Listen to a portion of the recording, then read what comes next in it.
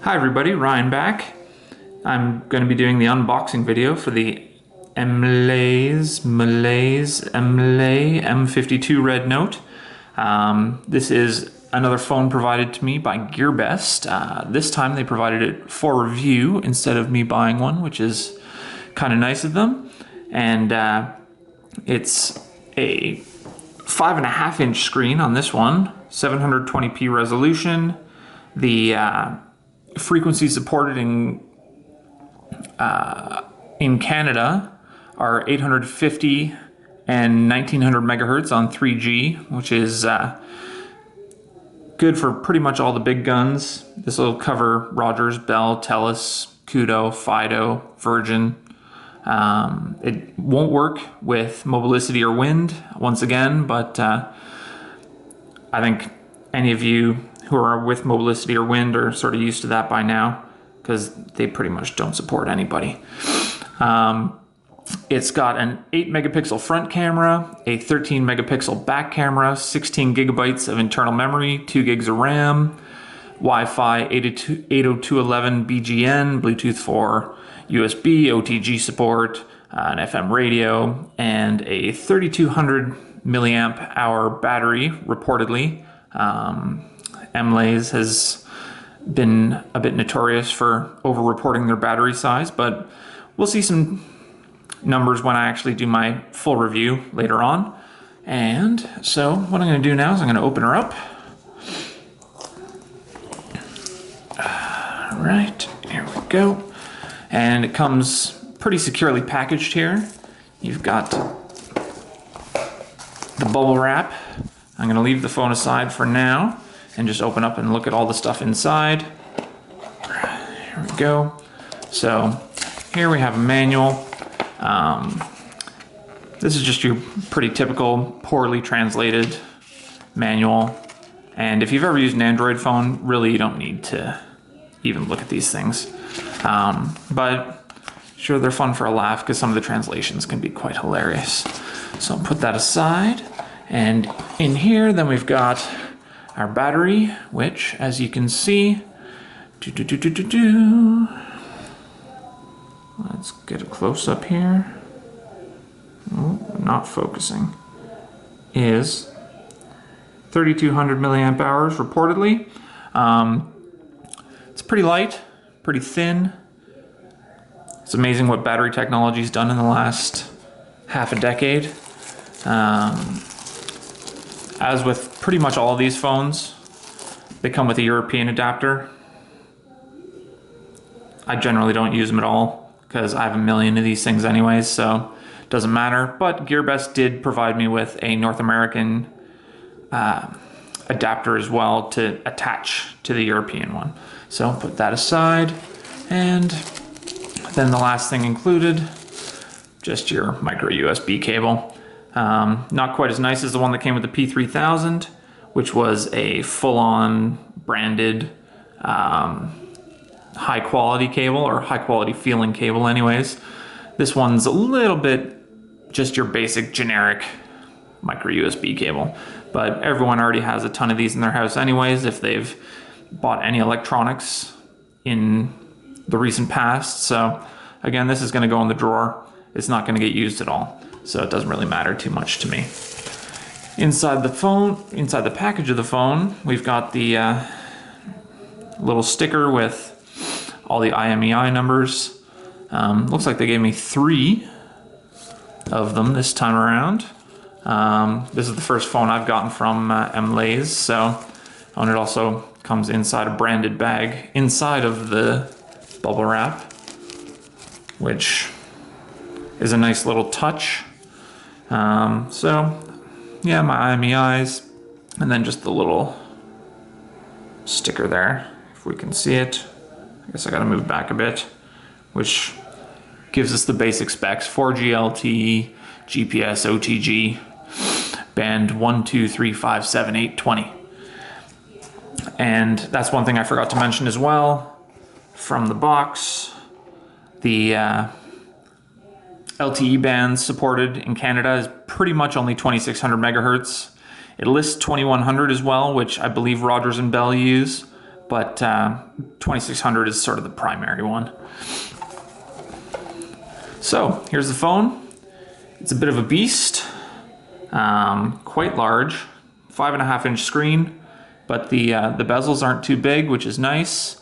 It's got down at the bottom here, can't really see it, 3 capacitive buttons, menu, home, back. Up at the top, you've got your front camera, little 4G logo, which all these phones seem to have these days. Speaker grill down there, the microphone port down at the bottom here. On the side, on the left side, volume rockers. They feel pretty solid. They don't feel too loose, so it seems fairly well constructed. Power button on the other side, which is a little bit soft.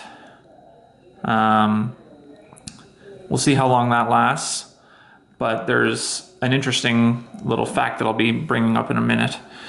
And here you've got back camera, flash, the MLais logo, and a speaker grill all the way across the back, which makes you think that there's double speakers back there.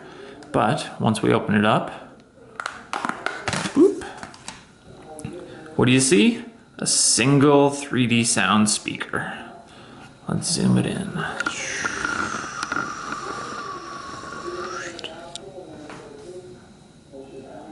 There it is, 3D sound.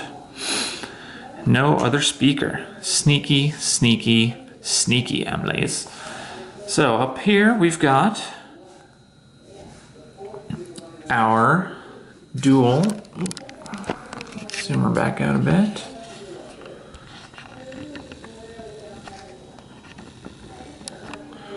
Dual slots, supports micro SIM, regular SIM, micro SD.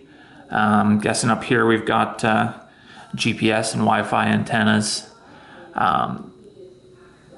Doesn't look like there's NFC on this guy. I guess we'll see once I do my full review. I can't remember from the specs. But here's the interesting thing I wanted to point out. If you can see, right here, whoop, let's move it back so that you can see where the volume rockers were. There is no actual buttons there. They're just little sunken in buttons, and the same with the power button side. The actual button that you saw on the outside is part of the back case.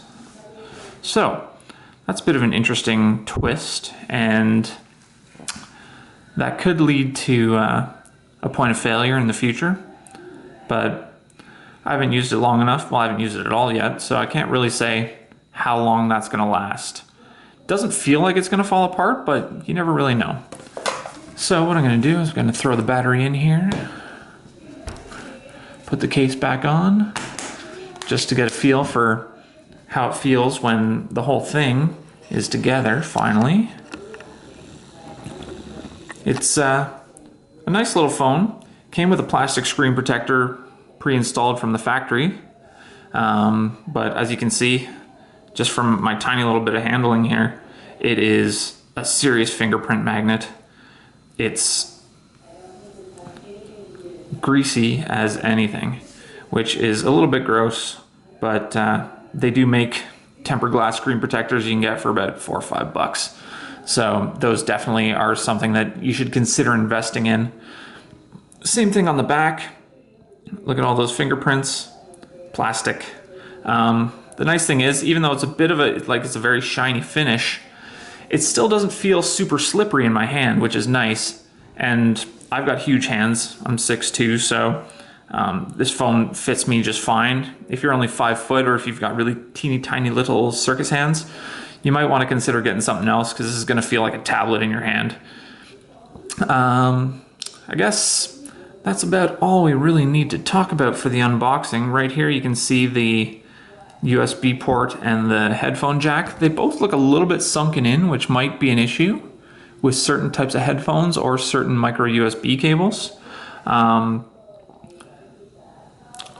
be part of my full review. I can't really, I haven't really heard too much in the way of complaints about this, unlike the Ulefone B Pro a lot of people were complaining about. So we'll see how it works out in general usage. But so far, I like it. It's light, it feels solidly built. There's a little bit of flex there, but considering it's pretty much an all plastic phone, it doesn't feel all that flimsy, which is good. I got the coral red color, which in pictures on the websites looked a lot more red, and it's a bit more of a salmon orangey pink color, which is fine, and I guess is actually sort of the definition of coral pink, but it also comes in blue, white, and black, I believe. So if you're not comfortable in your manhood, you might want to consider getting one of those other colors. Personally, I like it. I think it's kind of unique, and I'm sure I'll get a lot of people asking me what the heck this phone is that I have. So it's a good talking point. And yeah, that'll do it for now, I think. Hope you've enjoyed. Look forward to seeing the full review in, I don't know, a couple of days, once I get some time to play with it and see how it works, see how it handles my usage. And we'll talk to you all later. Cheers.